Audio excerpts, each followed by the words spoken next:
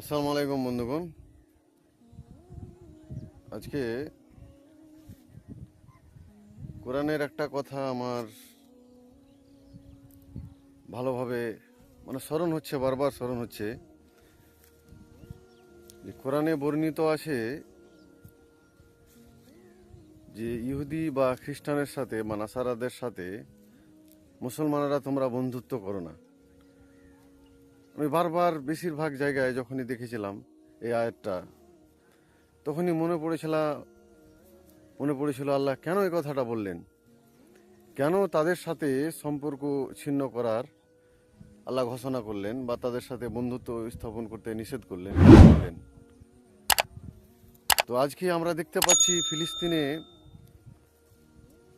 এই ইয়াহুদীদের জঘন্যতম কাজগালা, যারা শিশুদের অন্যায়ভাবে, নিরীহ শিশুদের, মহিলাদের কিভাবে রকেটের মাধ্যমে, বমের মাধ্যমে তাদেরকে মারছে আমরা আর দেখতে পাচ্ছি সোশ্যাল মিডিয়ার মধ্যে।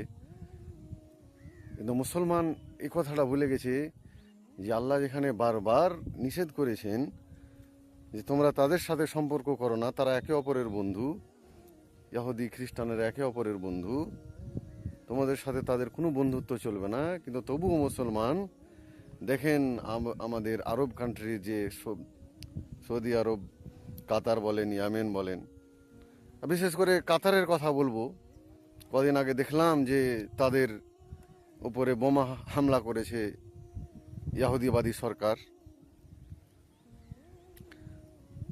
তো এই হচ্ছে অবস্থা, যে তারা শিক্ষা নেয় না কোরআন থেকে, আল্লাহ কি বলে সেখান থেকে তারা শিক্ষা নেয় না।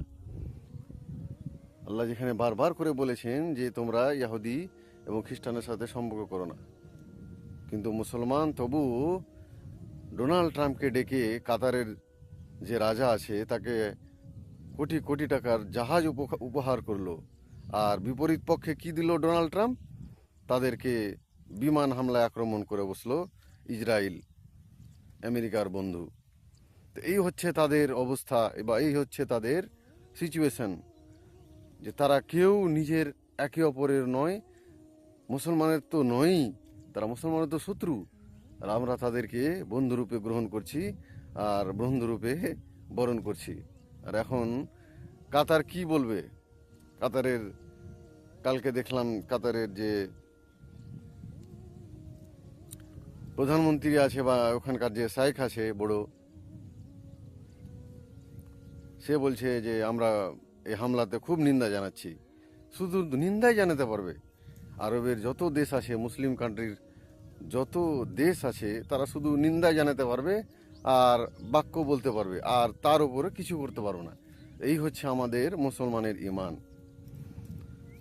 তো আমাদের শিক্ষা নেওয়া উচিত কোরআন থেকে, যে কোরআন যেখানে আমাদের বারবার করে বলছে যে তাদের সাথে কোনো সম্পর্ক রাখা চলবে না, আর আমরা তাদের কি বন্ধুরূপে করছি।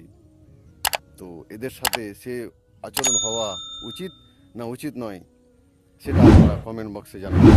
কাতারের যে হামলাটা হলো, ইসরায়েল যে হামলাটা করলো, সেটা উচিত না উচিত নয়।